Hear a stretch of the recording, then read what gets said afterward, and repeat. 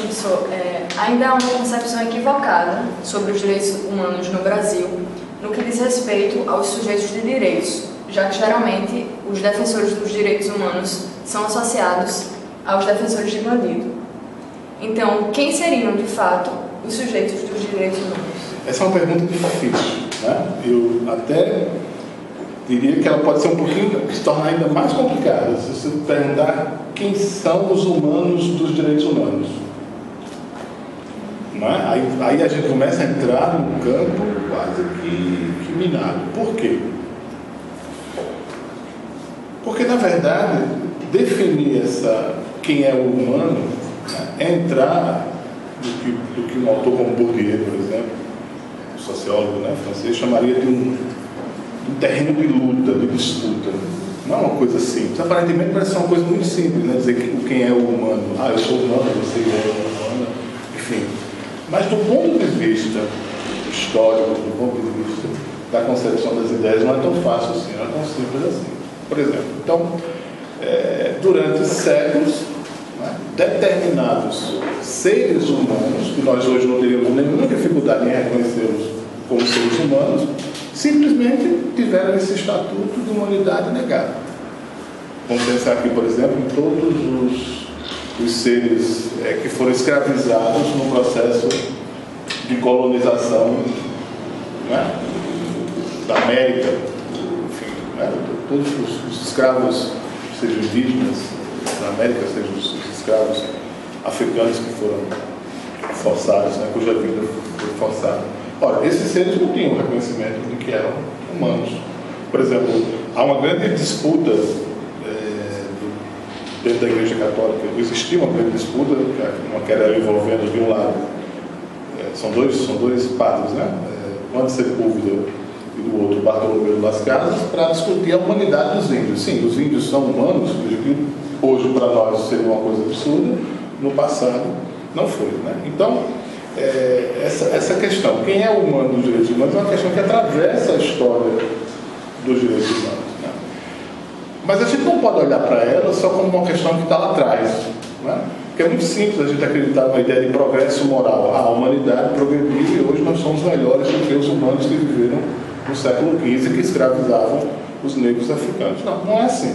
Por exemplo, essa mesma questão, quem é o humano dos direitos humanos, se põe hoje com muita clareza e ao mesmo tempo com muita dificuldade com relação à imigração, ao problema da imigração, que é um problema que nós brasileiros vamos ter que aprender a lidar, né? Quer dizer, não sei se vocês têm acompanhado, nós tivemos agora recentemente uma grande leva de imigrantes de Gana que entraram via Caxias do Sul. Nós desde o ano passado temos um contingente muito grande de pessoas do Haiti que estão entrando no Brasil. Quer dizer, a gente vai ter que lidar com a imigração que não é de um jeito que no passado nós não foi o caso, né? Eu, por exemplo, sou descendente de imigrantes, mas num contexto bem diferente, que a imigração foi quase que provocada, né? Vamos dizer assim, um projeto eugênico, eugenista, de europeizar o Brasil. Então, agora é diferente, nós vamos ter que conviver com imigrantes de países de um desenvolvimento complicado do ponto de vista econômico, de pessoas que necessitam de uma ajuda do Estado,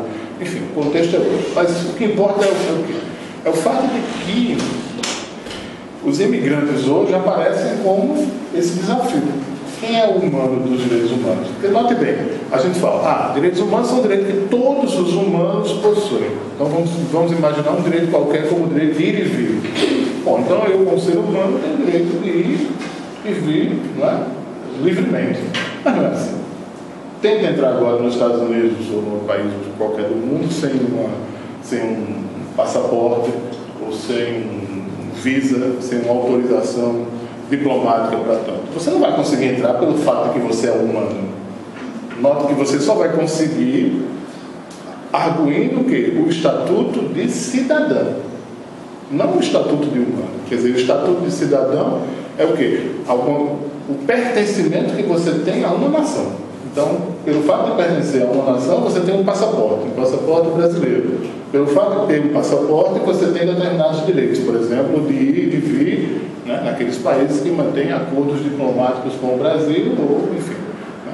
Agora, como ser humano, teste seus direitos humanos para saber se eles são respeitados. Você pode fazer um teste muito simples, assim, em qualquer esfera, para ver se eles funcionam. Eles acabam não funcionando. Então, essa é uma crítica que Hannah Arendt já fazia desde o final da Segunda Guerra Mundial, quando ela enfrentou o problema dos apátridas, né, todo aquele contingente de pessoas expatriadas, né, notadamente de judeus que, né, construíram o campo de concentração, que não dispunham de um passaporte.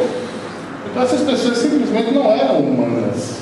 Né? Quer dizer, ou se elas eram humanas, ser humano era menos do que ser detentor de um estatuto de cidadania. Então esse mesmo problema no nível internacional a gente pode trazer para um nível local.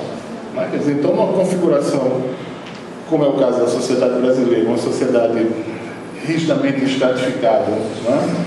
Uma sociedade cujo passado escravocrata tem a suspeita de que jamais será plenamente superado, né? Por mais que a gente avance, mas continua esse ranço né, da escravidão, continua o ranço do colonialismo, continua o ranço de uma rígida estratificação social que segrega as pessoas, que separa, etc.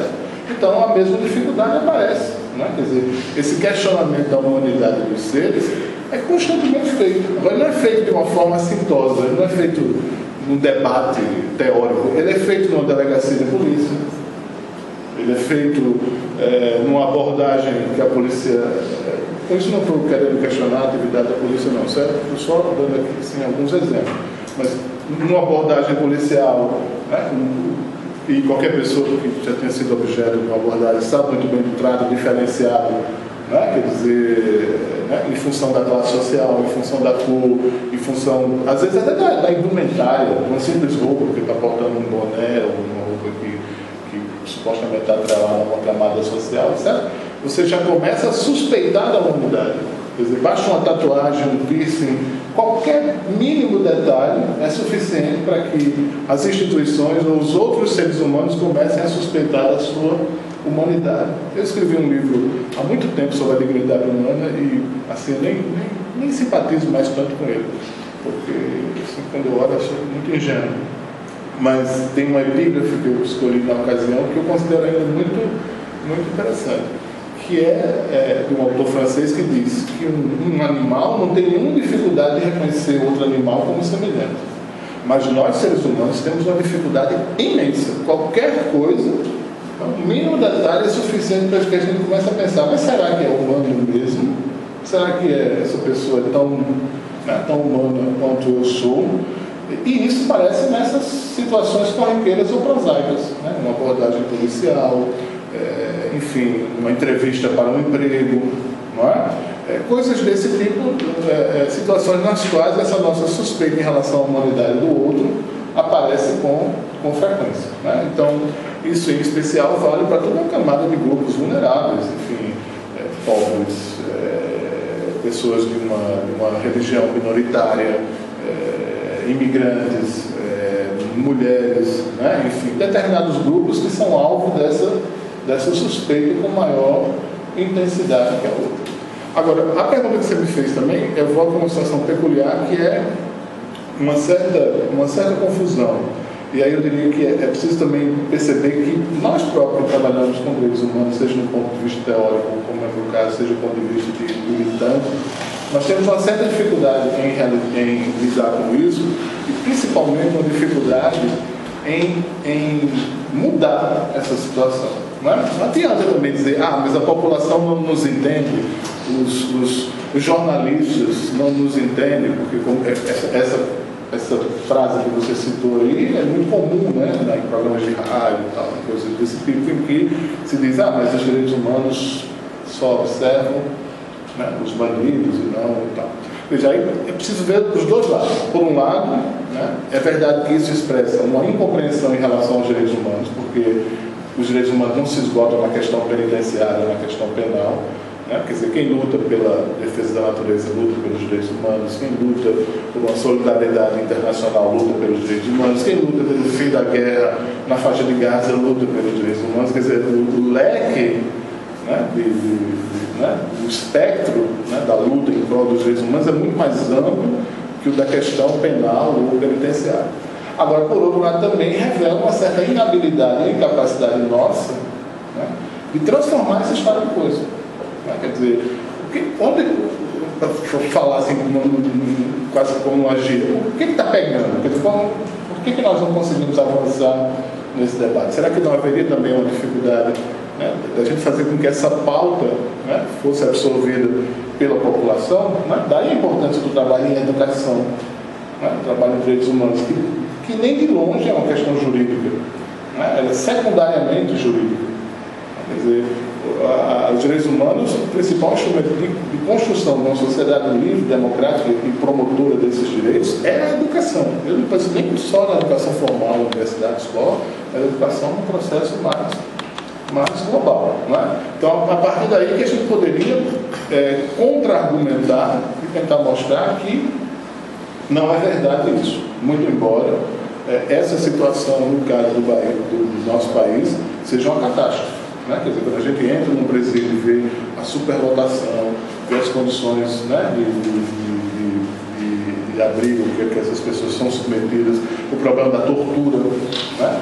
A tortura continua sendo no nosso país um instrumento privilegiado de investigação. Por quê? Porque você não tem uma polícia bem aparelhada, porque você não tem... Então é mais fácil você torturar e obter uma resposta do que fazer todo um processo de investigação. Né? Então, precisa muita coisa mudar aí para que a gente reverta esse estado de coisa.